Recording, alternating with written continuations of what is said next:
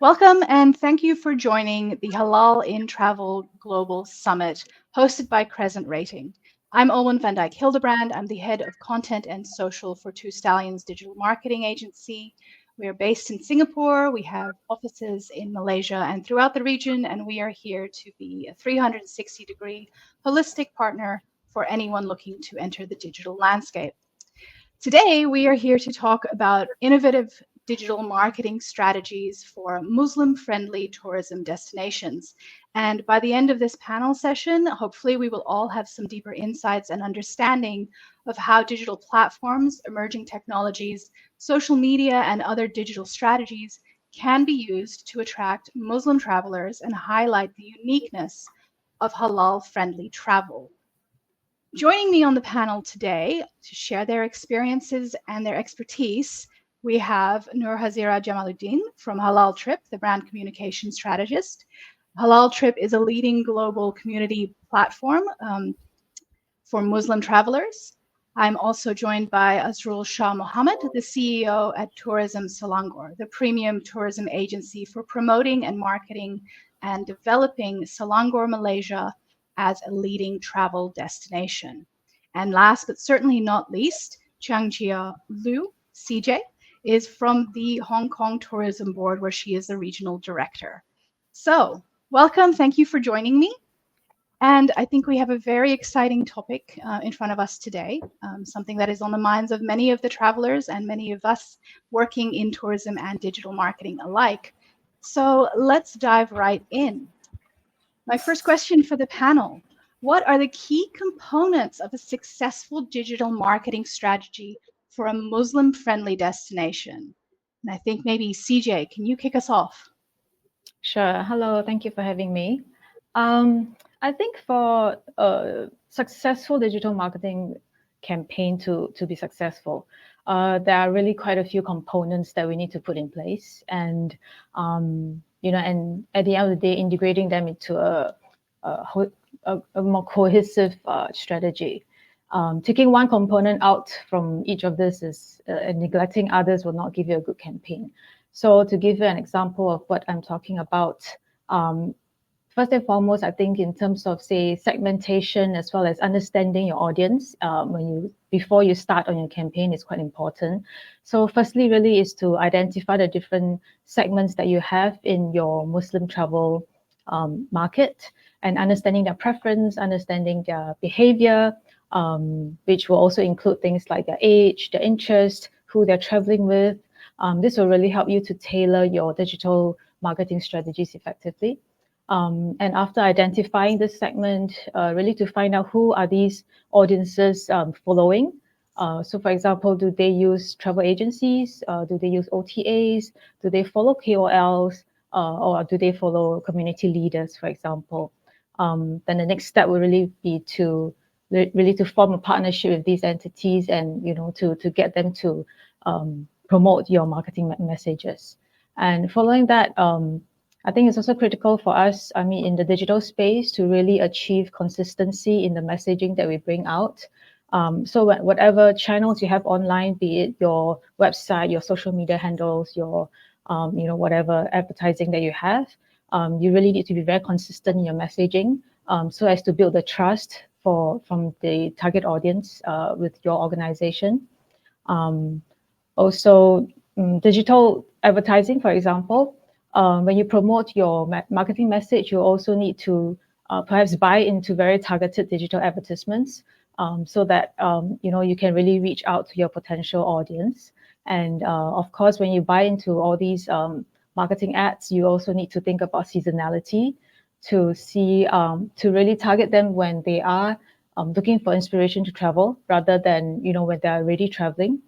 And I think last but not least, really is for your content to have SEO, to really be optimized by SEO. So whatever content that you have, be it your blog posts, your guidebooks, your website and everything, it should be optimized by SEO so that it can attract organic traffic at the end of the day. Yeah, that's some of the components that I think is very critical. I think you've touched on a lot of things there. Azrul, Hazirah, anything to add that you think would add, additional value to digital marketing strategies for Muslim-friendly tourism destinations? Okay, thank you, Olwen. I would like to add, I think I agree with CJ. The content for Muslim friendly, we need to be creative. In these days, there's lots of destination, there's lots of segmentation. We talk about Muslim friendly, we talk about sports tourism, we talk a lot of food tourism and so on. But Muslim friendly, not lots of people do the creativity on how they digital marketing. Just for added, my PhD is in digitalization in tourism. So I'm doing Tourism Selangor. We are now established an app called Go Selangor. So with these apps, we segmentation. There's a Muslim friendly. There's about what we call it certain segmentation. But in terms of content marketing, I do want to emphasize about in Malaysia we have Islamic Tourism Center. There's one what we call center that really focus on the Muslim friendly. We call it Malaysian Standard Muslim Friendly Hospitality Services Requirements. So this Muslim friendly is actually it's been practiced. As you know, that Malaysia is a Islamic country, but at the end of the day, we want to educate people. What is Muslim friendly? Is actually this digital content, these bloggers, influencers, lots of them need to emphasize. I've been asked by lots of tourists, what is Muslim friendly? I said to them, this Muslim friendly is the Muslim hospitality. You do not what we call the stigma of Muslim friendly. That is the differentiate of storytelling. The differentiate of, for example, in social media, we talk about TikTok, we talk about X, we talk about Instagram and so on. So this platform, media platform, our website, we need to segmentation. Which one we want to focus? If those people want to know about Muslim-friendly destination, because some of them are very concerned on that matter. But some people do not understand what is Muslim-friendly. We need to educate them. We need to give awareness first. That's why the content, again, like CJ, how you want to influence the viewers or your social media, so this website is more towards informative. When people go to the search engine, they will find Muslim friendly. They will type Muslim friendly. Where to agree or not, disagree, but this is my opinion. People keen to know or keen to understand what appear in their phone and their laptops. At the end of the day, is depend on us. So that's why we need to understood the market. We need to analyze the market. The digital content is very important right now. People will use their handphone every day, use their laptop every day, but not lots of people like to do manually. They do not like to call people. They like what we call digital content. That's all. Hazirah, with your experience with HalalTrip, do you see echoes of that same sensibility that Azrul was just talking about? I think definitely. I definitely agree with both CJ and Azrul, but I do feel like yes, we have to have content that's backed up by SEO, and you want to make sure that most of our content is digitalized. I think back to the basics, we need to understand like where is our audience on, right? So, for example, things like as a Gen Z, I think platforms like TikTok or like Instagram Reels are all developed in such a way where they receive a lot of content within a short period of time. So within 10 seconds, you need to be able to sell your destination. And I think we as destinations need to be on board the trend to ensure that we remain relevant. So I think one of the key components to a successful digital marketing strategy is very, very important. I think storytelling. I think something that we're going to talk about later on even more. I think storytelling is important, and choosing who to tell your story is also very important. So I think that's where lies in choosing the correct influencers, the people that they hold, or the kind of audience that they are engaging with. We need to make sure that I think the definition of word of mouth, I think we used to value word of mouth a lot, but it's always seen as offline. But today, word of mouth is now online, and you share about a destination's videos, or like you share about the reviews in a destination. So I think ensuring that you have that brand awareness or you have that destination awareness online and you ride on the new trend or the new format of word of mouth, I think it's a very important component in a successful digital strategy. Awesome. Actually, while we have you, Hazirah, front and center, maybe you can elaborate a little bit more on how destinations should be using social media platforms to engage effectively for Muslim travelers. All right, thank you so much for the question, Olwen. I think with again, how does a destination sell themselves, right? So I think first of all, you need to understand what is your unique selling point. So, for example, there are some destinations where their unique selling point is ensuring that the culture remains relevant. The culture, for example, in Korea, you have you can cater to audience who want the busy city lifestyle, and you can also cater to people who want to experience what it's like to live in hanok. I think a traditional house, traditional Korean house, and I think that is very interesting because I feel like destinations like that, they know exactly what are the unique selling points, and they know that there is a market for that unique selling point. So I think first step is to understand what is your unique selling point and how to sell it. So, for example, like I said, influencers. I think we at some point in time in the past we used to think that having influencers is kind of overrated. Like you don't actually be engaged with influencers because they just hard sell things, right? But I think in the destination world or in travel, there is still room where destination marketing can benefit from influencers. So again, this is through storytelling. You need to bring this audience in your point of view or the audience point in the influencer's point of view going on a trip to your destination, and you need to be able to share the kind of experiences that your audience want to experience. Yeah, I hope that's answering your question. I think so. CJ, how is it for Hong Kong? Is there any particular angle on social media that you would be advising, your teams to be using?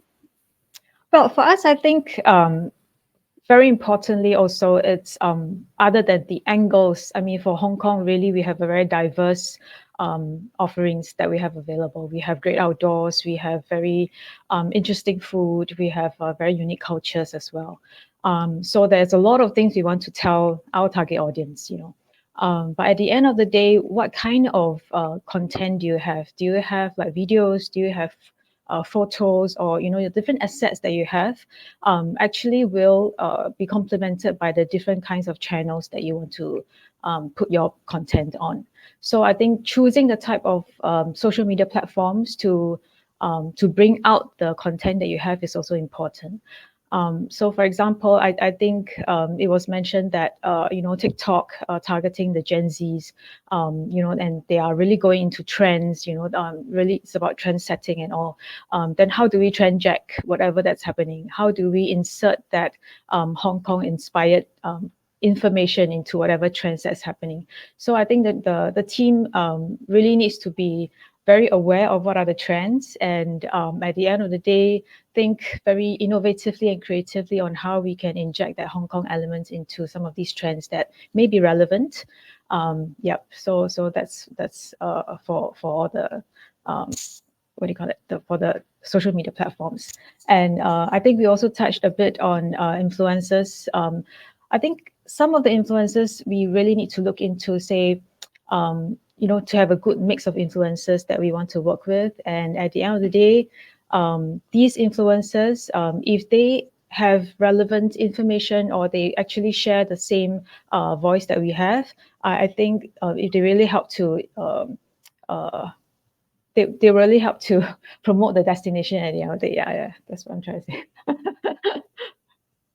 Sorry, if I may add, I think it's interesting that you said like how do you say this, like videos, right? Obviously videos are important, but I also realize that these days destinations are being promoted on supersized high production web series where let's say you feature the hardworking ladies at the supermarket, cooking for their locals or like the local customers. And I think those kind of stories, individual stories from each destination, really helps to paint a picture of what the locals are like. And I feel like that is another form of storytelling which a lot of destinations should be on board to Yeah. sell the people. You know, I think it really sells the culture. It really sells the kind of experience your travelers want to experience when they go to your destination.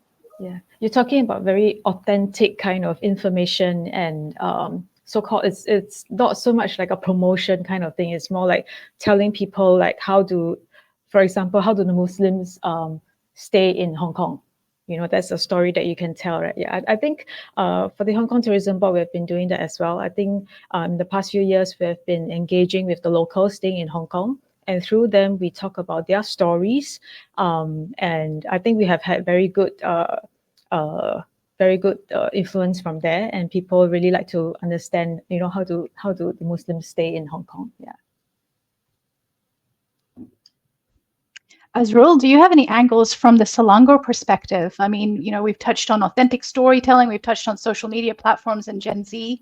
How does Selangor approach this? Okay, thank you, Olwen. Now, I think I want to edit what CJ already mentioned. Can I call CJ? And also Nor Hazirah. Okay, this Selangor, for example, Malaysia, we are comprising of 14 states. So Selangor, one of the states in Malaysia. So each state have their uniqueness on Muslim-friendly destination.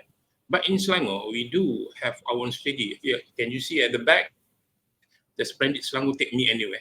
So the Muslim-friendly destination means that we need to be creative. Again, I talk about creativity. I think Nur Hazira mentioned about there's a lots of kind of storytelling. There's lots of even a production. It look like a mini movie for to promote the Muslim-friendly destination. Now we need to our Selangor. We take one celebrity we call her name is Checkpoint Julana Evans. So she's a celebrity. She's an MC. She's a musician also, and also a lot. She was part of this what we call it gymnast. She's an athlete. So when we take a celebrity to promote the Muslim friendly nation, people take action. And the global, in terms of what we call it, to attract the global market, we do put a caption. So, for example, Blue Mosque in Shah. Do you all know that Blue Mosque in Shah, lots of tourists is from Japan? You'll be surprised. Japan flocking in to visit the mosque. They want to know what a Muslim-friendly destination. We talk about another country, like for example, Turkey and so on. They go to Hagia Sophia and so on. So we practice like that. So our Blue Mosque, if you when you can come to Malaysia and Selangor, we can show you how many Japans are there. So they are really, really amazed with this kind of architecture and this kind of. They want to feel what is Muslim friendly, how they've been what we could treated. So when they come, they said, "Wow, the Muslim hospitality is so great." So they were so amazed, and they try to wear the robes and so on. So they feel like Muslim accepting them. And furthermore, in terms of digital nowadays, I think CJ and Azira already mentioned about TikTok, Gen Z, Gen Y, and so on.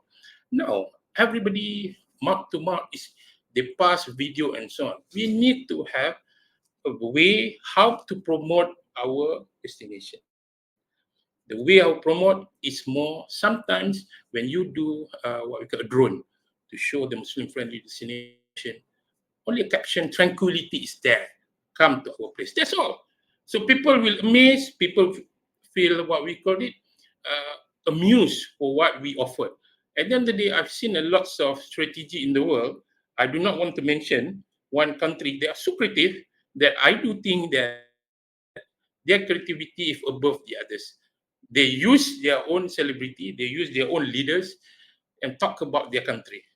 So talk about their country and they say welcome to our country. So now I already amazed. I try to emulate them, but in the what we call it friendly way. I will say to them, you inspired us. This is our production on digital content depend on you because Muslim travel friendly. I want to explain again and again, can be misled with your definition of explaining to people. That's why Islamic Tourism Center is the center that the federal, we are from the states. We collaborate closer with Islamic Tourism Center to make sure again and again, I use the words, digitalization is good, tourism 4.0 is what we call it, definitely the way of the future is, but do not expect the AI, artificial intelligence, to speak on your behalf. You need to be precise on what kind of content. I give you the scenario, influencers, if you be giving them a budget, they will do based on their budget. Bloggers, the same also, travelog also the same, celebrity also the same. But at the end of the day, we as the executor, we need to be a storyteller. But sometimes I do what we call it explanation. I like to involve in this kind of conversation and so on, because we would like to have another idea. I have another idea that it's not that great, but something special. One day, who knows? We invite international celebrity to come to our place without paying them anything, but they're intrigued by our invitation. That's the way how it goes. Well, That's that all. sounds like a great segue to dive into the next question, which I have for you, which is how do you find the right influencers? Because there are so many influencers out there. I'm a digital marketer myself, so I work with a lot of digital influencers from different platforms. So, how do you find the right person, the right influencers for your particular digital marketing strategy? CJ, maybe you want to take this one? For us in HKTB, I think in the first place, we use a good mix of influencers. So from your macro, micro, and nano, I think they serve different purposes at the end of the day. So say, for example, your macro influencers will really give you the reach if you want to, have a broadcast of your messaging. Whereas the nano and the micro will give you a lot more engagements and a lot more of the genuine engagements and connection. And also for us, when we choose an influencer, we also need to, do our own background checks to make sure that, the in their past posts, it's really relevant to what we're trying to talk about. Say if you want to talk about great outdoors, I wouldn't go to a food blogger, for example. I'll really look for people who are into great outdoors in the first place, so that the target audience, it's the ones that we are targeting, and also right. And in terms of the content relevance, so what they talk about is also what we want them to talk about. So there isn't so much of we pay them and they talk about what we want them to say, but more of an authentic story that comes out of their mouths. That's what we're looking for at the end of the day. I'm pretty sure Hazirah has some pointers here to add for us as the Gen Z in the conversation. Yes, definitely. Thank you for reading my mind. But I think with influencer, like, in our term, we call it something like a fam trip. So, for example, like a destination invite influencers to experience their destination, and in return, we all know that we want them to write about it and we want them to share about the destination. I think with this experience, or like in this category, I feel like the best experience we've had so far was when HalalTrip collaborated with Uzbekistan to invite KOLs to come over to Uzbekistan and share about the destination. Because at the point in time, we want people to know more about it. We want to create awareness about Uzbekistan. So at HalalTrip, what we did was that, like what CJ mentioned, we vet through all our influencers that we have contact with, and we made sure that the audience that they are currently engaging with fits the audience that Uzbekistan wants to target. So, for example, I like that CJ mentioned nano, micro influencers, because that was exactly what we looked for. We had probably one major influencer to reach the main Muslim target audience that's known worldwide, and the rest were all micro, or they were all nano influencers that still had a good following. So I think what is different at what we did here is that we didn't really think about how many followers they have.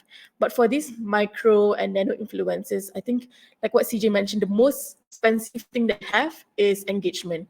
And I think throughout their posts, it has always been a discussion. Like, for example, they are the type of influencers where their audience feel comfortable to discuss about certain matters. So, for example, if they talk about some Islamic topic, they will have a bunch of comments.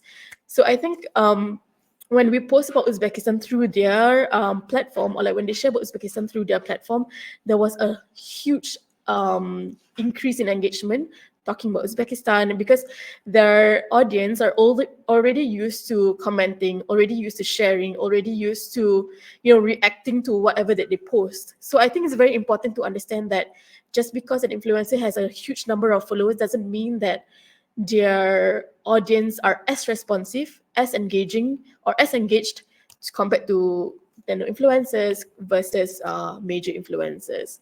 So yeah, I think that was a really good example of, like I said, I think destination marketing still has a lot to benefit from influencer marketing. Yeah. Great, thank you. Um, let's move on a little bit here, because we've been touching on creativity, we've been touching on influencers, different platforms, but the one thing that I keep hearing from all three of you is storytelling. So let's delve into that a little bit. So tell me, maybe we'll start with let's start with Hazirah, because you've been quite vocal on this subject already. In what ways can storytelling be used to not only highlight but also augment the unique aspect of tourism destinations from a halal friendly perspective? Thank you so much, Olwen. I think we have been hearing this term a lot the past few years, which is authenticity. And I think one of the questions that struck me during one of the panels is, what is authenticity? I think it's very easy for us to say, oh, you need to be authentic and everything. But sometimes as a destination, you don't know what is authentic. So again, I think first we need to understand our unique selling point. Who are the representatives that we should bring forth to tell the story about? So again, like high production, as for now, we see like high production videos to claw out these interesting stories that mix up the destination, mix up the culture. But I think moving forward, I think storytelling could be as easy as someone just grabs a phone and like share a bit more about their experience as they are traveling. I also think storytelling, I think the point that you need to bring forth is to ensuring that you portray a welcoming environment. I think Azrul has mentioned a lot more about what is Islamic culture, which is to portray a welcoming environment. Yeah, and I think in terms of in what format can we do moving forward, I think we should really be on board of like POV videos. So point of view videos are a great way to, instead of hard selling your destination, you film in the point of view of the traveler traveling in your destination. I think there are already a lot of videos, a lot of digital work that uses POV format, for example, like Seoul.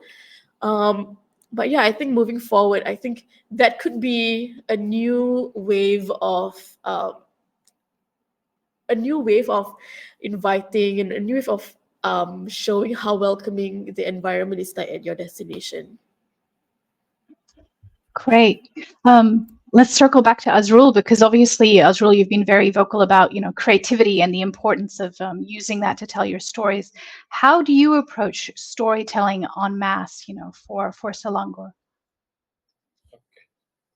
Thank you, Olwen. I think I agree with Hazirah again. This POV and so on, reels and so on, very important for not only Gen Z but my generation also. I'm born in 1975. I threw lots of this digitalization from the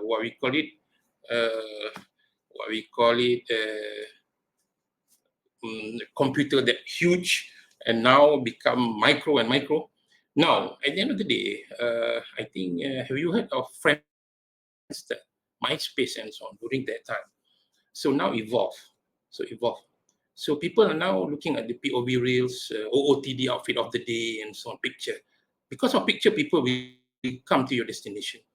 So this storytelling, you need to blend what are your mission and vision. Like Selangor, we are the hub, we are the central of Malaysia. Kuala Lumpur International Airport is in Sepang. So once people landed in Kelai, actually they landed in Malaysia. They landed in Selangor. So we need to take advantage on that by promoting our Muslim destination. So that our creativity again, I talk about creativity.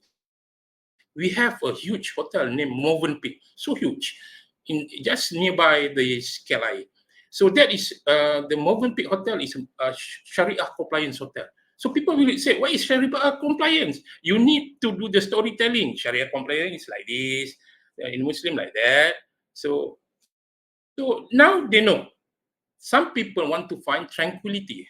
Have you heard other people find tranquility? People would like to isolate themselves from modernization. So that's again the creativity. We show one small village that you can go there, Muslim-friendly destination, the food, the community, and the community will take part.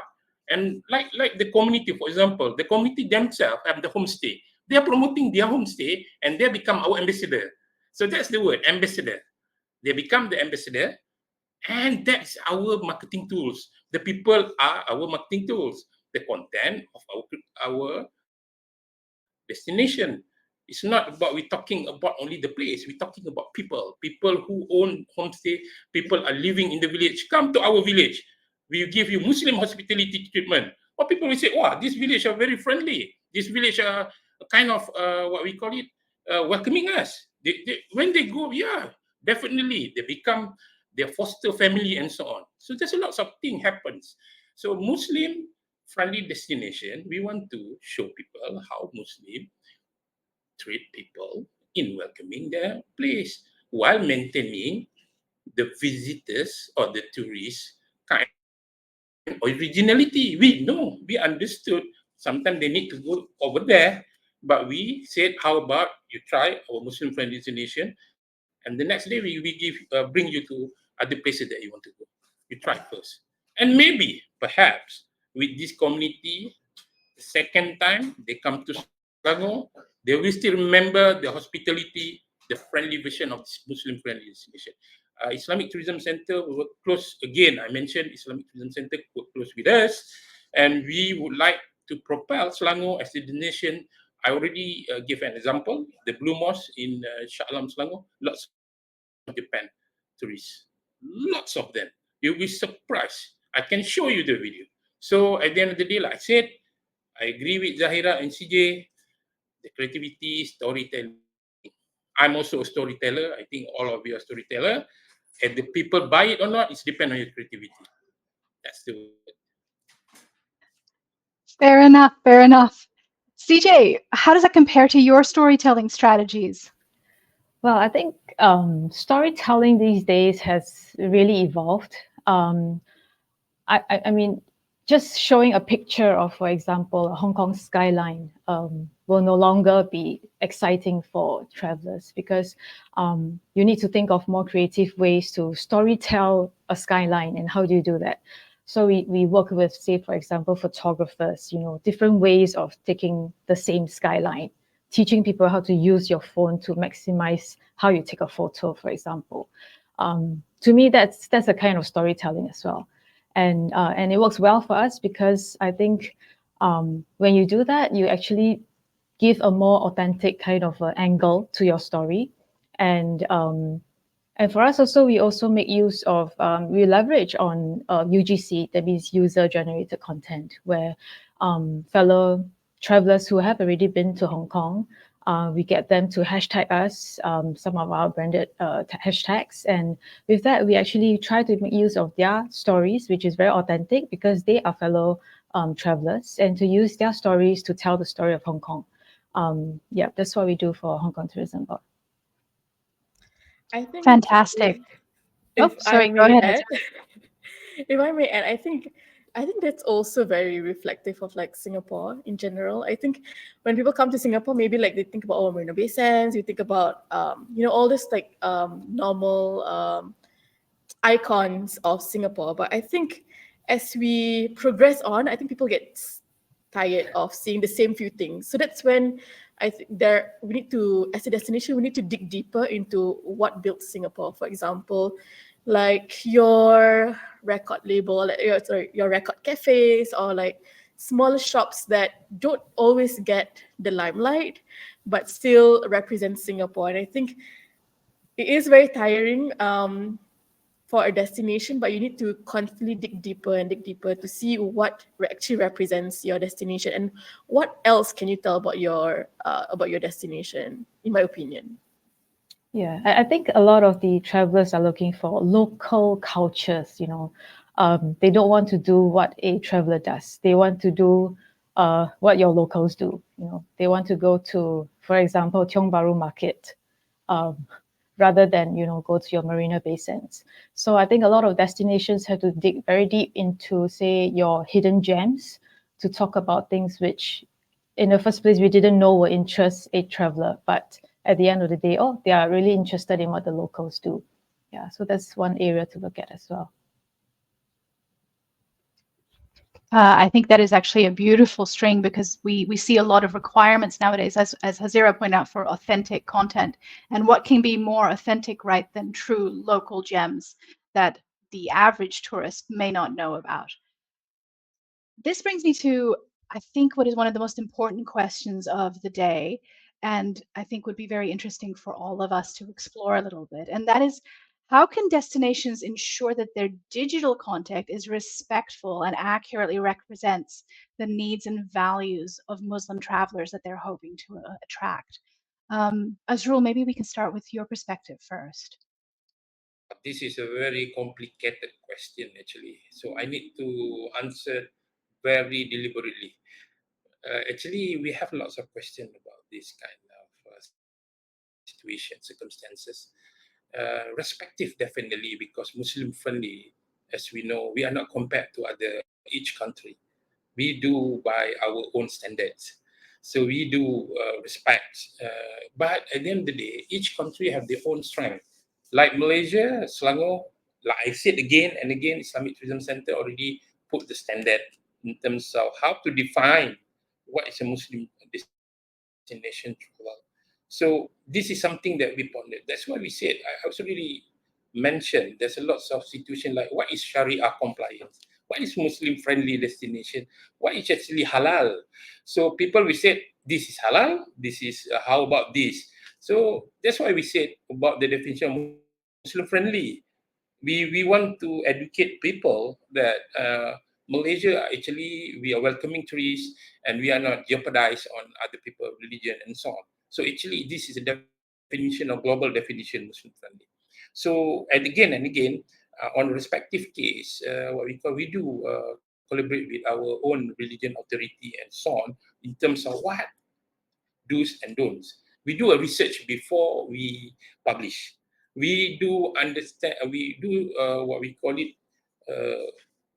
Set the guidelines. That's the guidelines. Because I said to my team, while we are promoting, we need to respect people. While we are explaining, we do need to educate people. While we educate people, we need to educate ourselves first. Find the definition first. Talk to the authority. Talk to the guideline. But at the end of the day, Selangor, we always have this kind of what we call history in terms of Muslim-friendly destination. Like again, I'm not compared to other country standards, but in Malaysia, we already have that standards in the world because we already mentioned about Muslim-friendly destination. Malaysia, one of the nation that already been enlisted in halal destination. But at the end of the day, the Muslim-friendly tourism destination, I want to wrap up because I want to give CJ and Hazirah to mention about it again. Again and again, I said how your team reflects on the trend setting. While we promoting, do we respectful? Do we understood about tourist sensitivity? Do we understand about what we call it the guideline that we are setting ourselves? I give this scenario before I end up for this because this is very important. Um, Before we want to talk about Muslim friendly destination, we need to understand what is Muslim, what is halal, and then we can explain to people. But to to understood that situation, you need to be more precise. Do not touch on the sensitivity side, but at the same side, we welcoming all people. That's why me myself, I always read new guidelines. I always discuss with other what we call it tourism player. What is actually nowadays trend? What is actually what we call it the overall understanding of tourists, especially for the international tourists on Muslim friendly. And each country have evolved so much in Muslim friendly destination. Even some country are not Muslim country are much more advanced in terms of Muslim country. They do infrastructure to welcome people. I go, I don't want to mention this country. Then I go there, they already have prayers, what we call room and so on.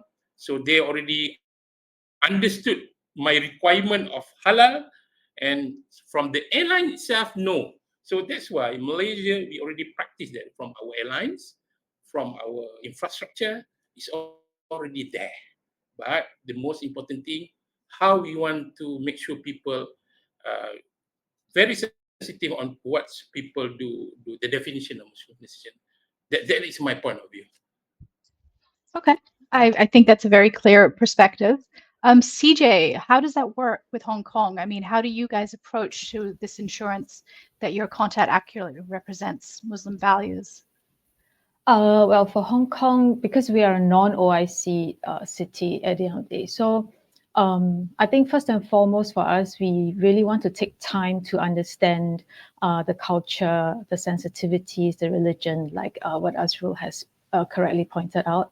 For us, really helping understanding all these nuances and all will help us to create the accurate content to be sent out to the Muslim travelers, which is why Hong Kong Tourism Board is also working with Crescent Rating actually to educate our Hong Kong stakeholders on, what is Muslim-friendly travel all about.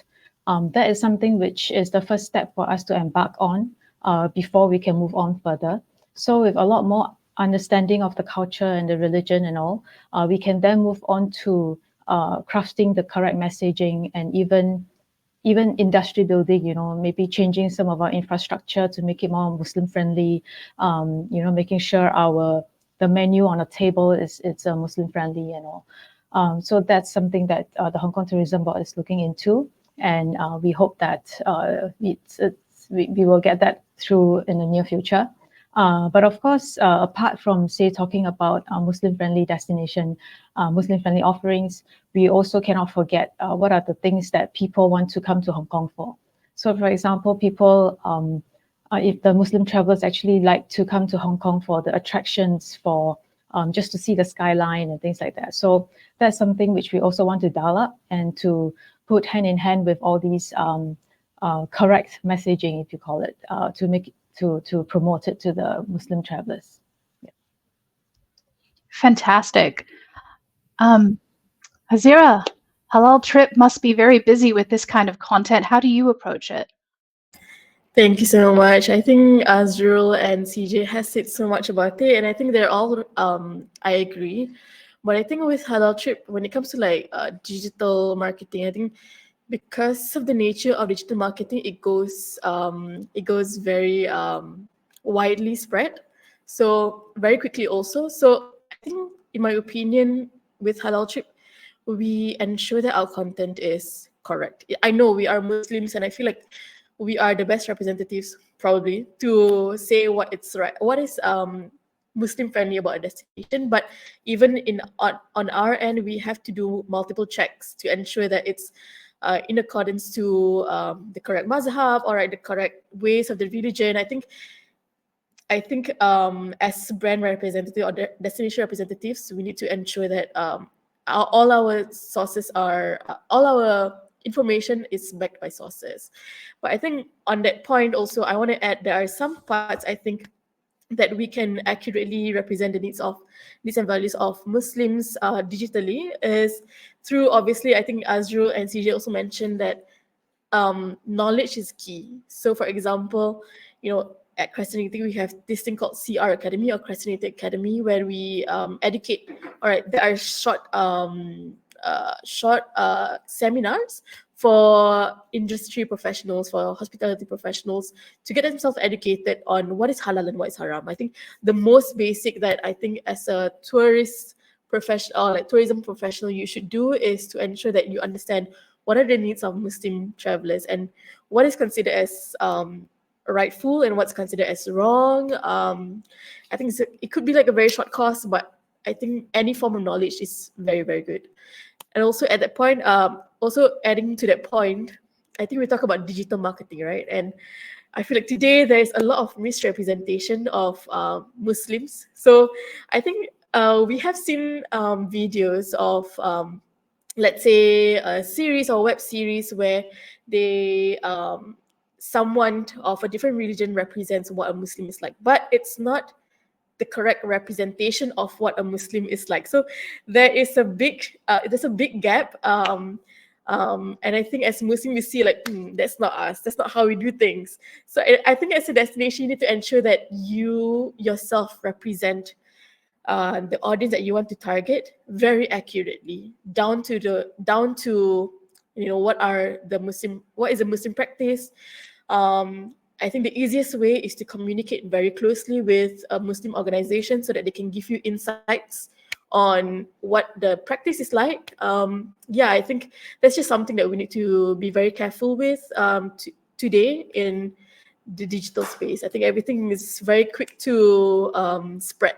So, I think that will be my tips.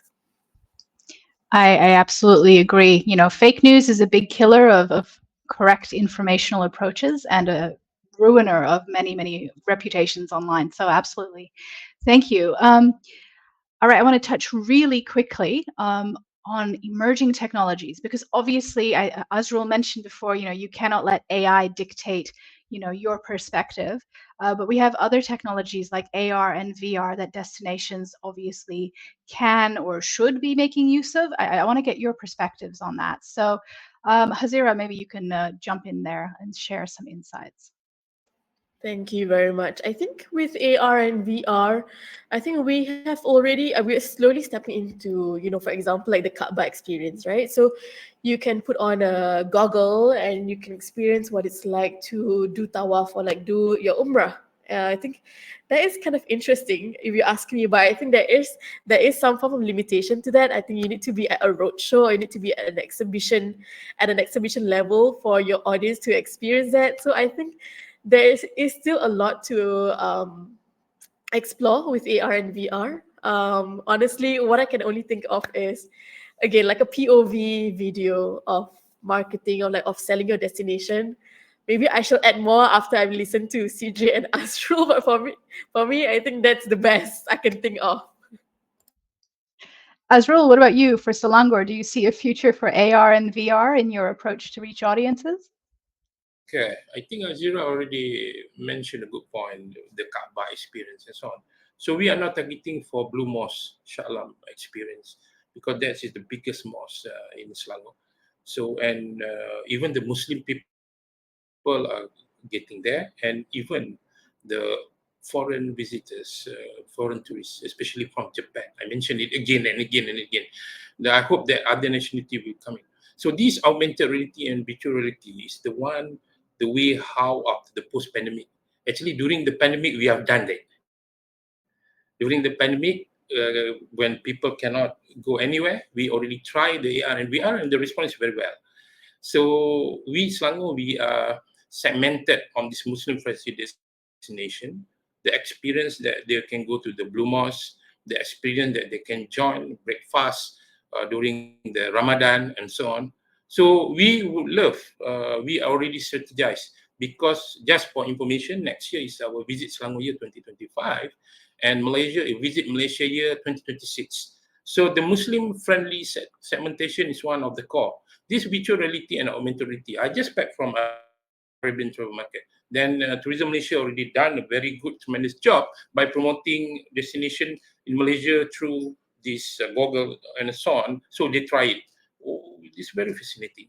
But at the end of the day, our limitation is like Hazirah said, So that's what we want people to be experience. But the way how it goes, this artificial intelligence, the new technology, and so on and so on, they can use the glove and so on. Especially, I went to China. I just back from China. There's lots of technology coming in China. So we need to emulate that technology, bring AR, VR, and a kind of 3D situation and so on. So this is something that we revolutionize. Like I said again, digitalization in tourism is inevitable. Lots of organizations need to spend more, need to do research more. But in terms of Muslim-friendly destination, we need to understood the market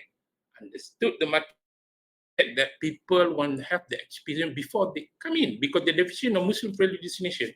But like Hazirah said, the Kaaba feeling, this go to the mosque feeling, where they interested, trigger their intrigue, their feelings, and they will come to the country. So that's why Selangor again and again, VR and AR, we have done it during the pandemic, post-pandemic, and now we are now revolutionized for Visit Selangor year 2025. And I would like to invite Olwen, Nur Hazirah, and CJ to come to Selangor. We welcome you. Splendid Selangor, take me anywhere. But Muslim-friendly destination, we can find halal food and so on, and also the experience. My last word is very simple.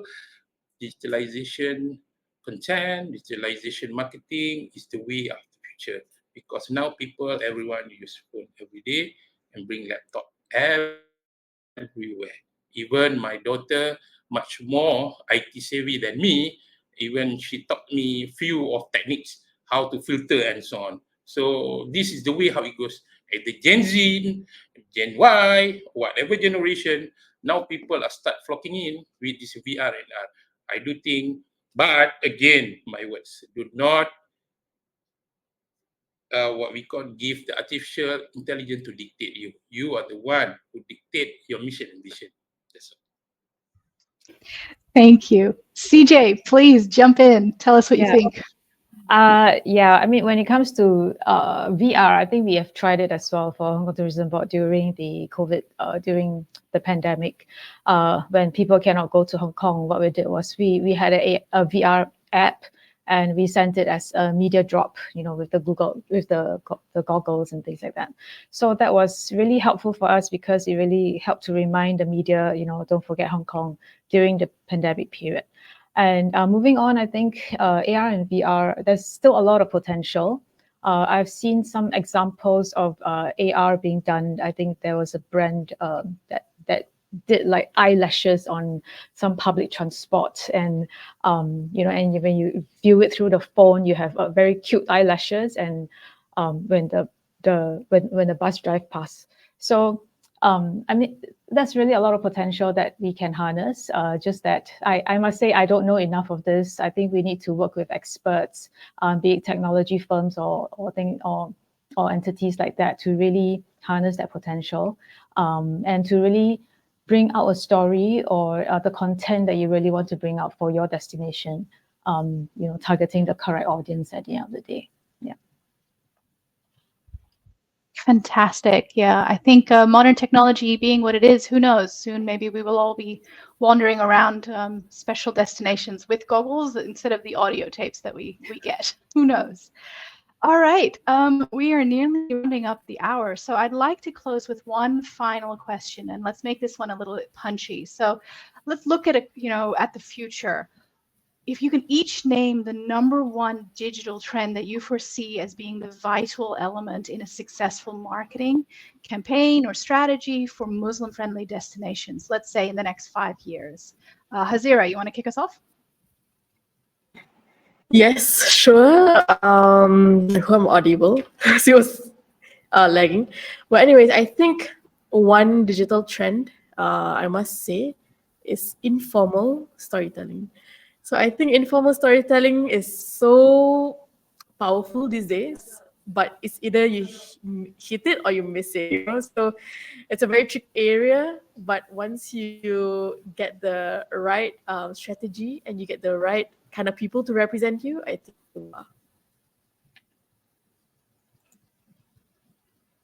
Awesome. I think that's a great topic, great thing to chase. Azrul, what about you? The one digital trend you foresee as being important? Yeah, again, I think I agree with Hazirah, informal and so on. I already mentioned about the community-based tourism. Even what we call it nasi lemak seller sometimes become our influencer and so on. No, this is true story. There's intrigue, lots of everything and become viral. Then these viral places become suddenly a global hit. People queue up for the sake of this halal food phenomenon and so on. So this informal and the community-based tourism, something trigger. The normal people become global celebrity. It's happened. It's happened in India, isn't it? Even this Microsoft Bill Gates went to the Chai and so on. So it's happened. So we need the future destination is against informal storytelling, people, the real people, influencers, bloggers, they have their own kind of style to communicate with the audience. But the real people, they don't care. They become the real people. We talk about the future of Muslim-friendly tourism destination. The one who can become our influencers, our celebrity, is the people who are actually in the real day. They promote this Muslim-friendly destination. For me, that's the word. People, and again, like I said, real people with real act, with real situation. That's the word. Perfect. Well said. CJ, what about you?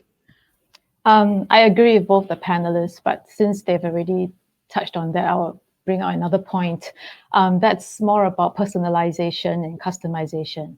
I think with a lot of data available these days, and with AI and things like that, a lot of people are looking at having personalized itineraries targeted at them. A lot of what kind of activities will my social media channel recommend to be. So that is something which I think will be, have a lot of potential and will be a lot more popular in the future. And that's something which I think destinations should look into to see how we can work with all these, be it social media platforms or whatever is out there, to really customize itineraries or customize activities that really speaks directly to the target audience that you're looking for. Fantastic. I think that was very insightful. Anyone else have anything to add before we wrap up? Yeah, I need to echo a few statements from the panelists. Again, agree, disagree. This digitalization inevitably. So the organization need to spend more on AI, more on social media, on digital content.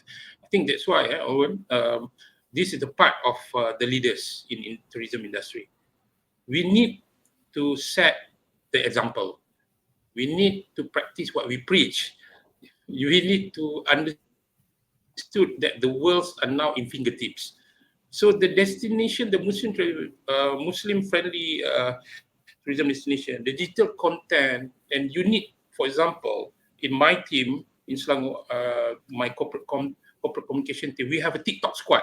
For example, we want to promote this destination, then we send the TikTok squad. This TikTok squad comprises of 5 to 6 staff, or I call it team. I never call my staff a staff. I call my team. So my team comprises of 5 or 6 eager influencers and so on, wannabe. They go to this place and they promote. So it's become a kind of what we call it storytelling, that I already instruct them, then they know what to do.